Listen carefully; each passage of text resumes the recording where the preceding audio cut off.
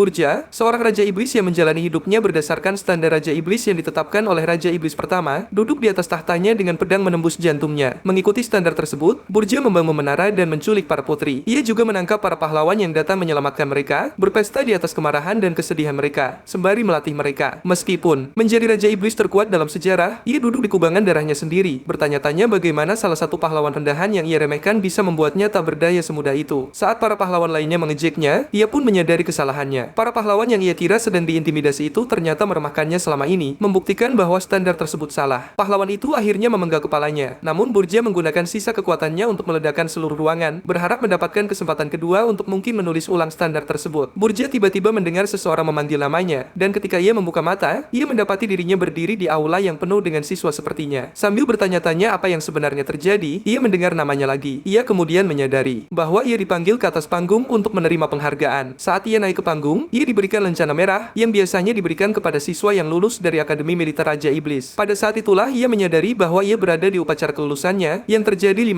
tahun yang lalu. Ia telah bereinkarnasi. Tak lama kemudian, semua siswa yang lulus diundang ke atas panggung, dan sebagai siswa lulusan terbaik, Burja terpilih untuk membacakan standar Raja Iblis. Berdiri di depan seluruh akademi, Burja teringat bagaimana seluruh kerajaan iblis dipermalukan oleh para pahlawan yang ia tangkap saat ia dengan patuh mengikuti aturan kerajaan. Pada titik itu, ia bertekad bahwa ia tidak akan pernah membuat kesalahan yang sama dengan bersumpah untuk mematuhi sekumpulan aturan yang pada akhirnya akan membawanya pada kehancuran. Mengejutkan semua orang, Burja menyatakan di depan seluruh sekolah bahwa ia tidak akan pernah berkomitmen pada sesuatu yang sangat bodoh. Ia kemudian mulai mencela standar tersebut, menyebutnya sampah. Seluruh staf dan siswa hanya berdiri ternganga, bertanya-tanya bagaimana Burja, siswa yang paling berperilaku baik, bisa melakukan pengkhianatan seperti itu. Sebagai akibat dari penistaannya, Burja disidang di depan semua iblis penting di negeri itu. Untuk tingkat pengkhianatan sebesar itu, Burja seharusnya dieksekusi di tempat. Namun mengingat perilakunya yang patut dicontoh dan bakatnya yang luar biasa, ia diberi kesempatan lain untuk menebus kesalahannya. Sang Archduke memerintahkannya untuk menarik pernyataannya dan meminta maaf kepada seluruh alam iblis, atau ia akan dibuang ke Arain. Arain adalah dimensi di luar kerajaan tempat para raja iblis pergi untuk mati dalam jumlah lusinan. Itu bisa dianggap sebagai hukuman mati. Selama persidangan, beberapa iblis berpangkat tinggi lainnya memprotes bahwa tingkat pelanggaran yang ia lakukan bahkan tidak pantas mendapatkan kesempatan kedua. Sementara Archduke mengharapkan permintaan maaf yang tulus, Burja dengan berani menyuruhnya mengirimnya ke Arain, dan dari sana, ia akan bisa membuktikan klaimnya bahwa standar tersebut hanyalah sampah. Seluruh ruangan gempar, dan karena marah, Archduke segera menjatuhkan vonis. Burja dikirim ke Arain dan diasingkan dari negeri itu. Sebagai hukuman, semua hak istimewa yang biasanya diberikan kepadanya sebagai Raja Iblis papan atas dicabut, dan ia dikirim ke negeri itu tanpa pengawalan. Saat Burja jatuh perlahan ke tanah Arain, tempat manusia berdiam, ia bertanya-tanya seperti apa rasanya hidup di sekitar orang-orang yang membunuhnya di kehidupan sebelumnya. Ia berkomentar bahwa ia cukup sombong untuk mencoba menaklukkan Arain, dan itulah yang menyebabkan nyawanya melayang sejak awal. Berkat sayap iblisnya, Burja mendarat dengan selamat di atas gunung es. Kali ini, ia bertekad untuk tidak membiarkan kesalahan masa lalunya mengganggunya lagi saat ia menaklukkan tanah tersebut untuk selamanya. Sementara itu, kembali ke kerajaan iblis sudah menjadi kebiasaan bagi lulusan terbaik dari Akademi Iblis untuk melayani iblis teratas dari Akademi Militer. Raja Iblis Gordon Dirk, lulusan terbaik Akademi Iblis, menganggap sebuah kehormatan bisa melayani Burja. Sebelum upacara kelulusan, ia dan iblis lulusan terbaik lainnya berkumpul untuk mendiskusikan betapa beruntungnya ia karena ditugaskan kepada iblis sekuat Burja. Burja kebetulan berasal dari garis keturunan naga iblis langka, menjadikannya seorang jenius sekali seumur hidup yang akan dikenang dalam sejarah. Menyaksikan dia mencela standar iblis benar-benar menghancurkan harapan mereka. Meskipun melakukan penistaan, Gordon tetap memutuskan untuk melayani Burja bahkan di Arain. Ketika ia tiba, Burja terkejut melihatnya karena ia diberitahu bahwa ia tidak akan mendapatkan bantuan apapun. Saat ia mencoba menyambutnya, Gordon justru memarahinya.